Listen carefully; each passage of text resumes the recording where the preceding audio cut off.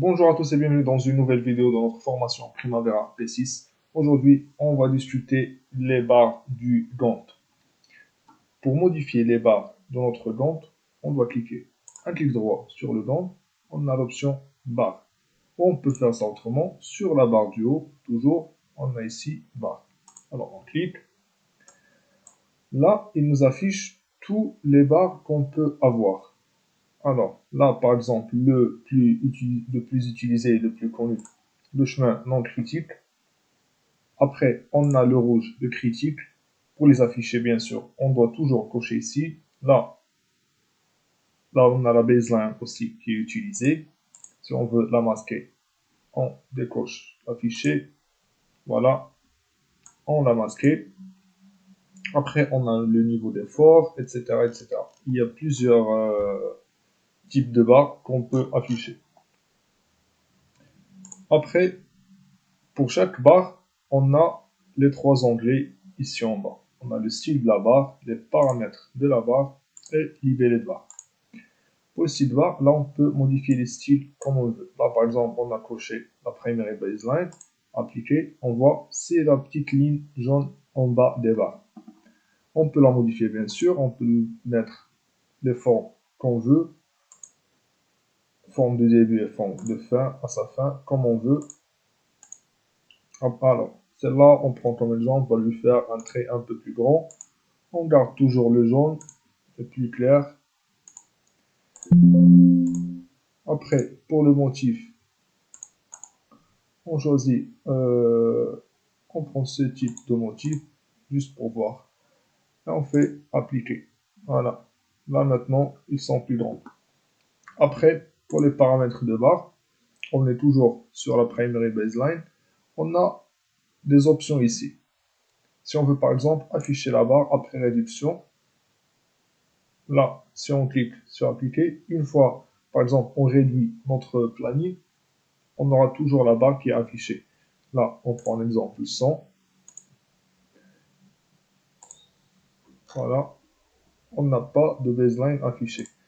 Si je fais barre, primary baseline, paramètres, afficher barre après réduction, appliquer. Là, on voit qu'elle est affichée même après la réduction du projet. Là, on a affiché une barre pour les bandeaux de groupement. C'est ce qu'on a là, ici, là, dans les bandeaux de groupement. On a affiché la barre ici. Alors, on enlève.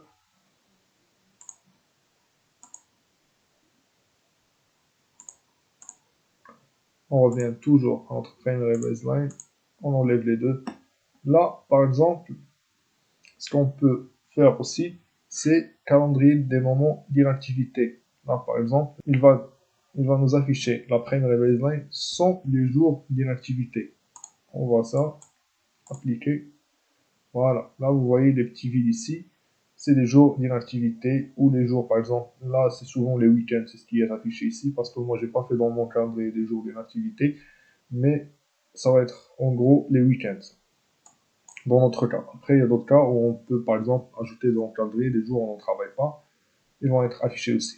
Bon, on a fait cette option là que pour la baseline, on peut la faire aussi pour les chemins critiques, là, appliquer, voilà, même pour les autres qui ne sont pas chemins critiques. Après, on a le troisième onglet, c'est libellé de barre. Libellé de barre, c'est ce que vous voyez là. Par exemple, on a pose des armoires électriques, démarrage, etc. Là, on a le nom d'activité qui est à droite. On peut modifier cela, bien sûr. Là, par exemple, on est sur un critique, on fait ajouter à la droite. On met, alors, par exemple, le pourcentage d'avancement des coûts. Appliquer. Là, vous voyez, on l'a ajouté ici. On peut ajouter une autre, on va dire gauche,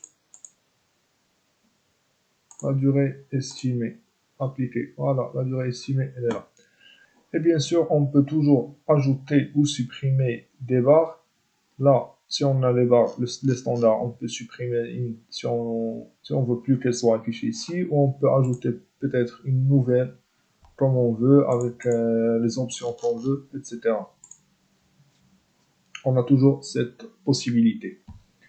Alors là, ici, on a les options. C'est ce qu'on va voir dans la prochaine vidéo pour que la vidéo ne soit pas trop longue pour vous et ne soit pas très ennuyante. Je vous remercie et on se voit dans une prochaine vidéo.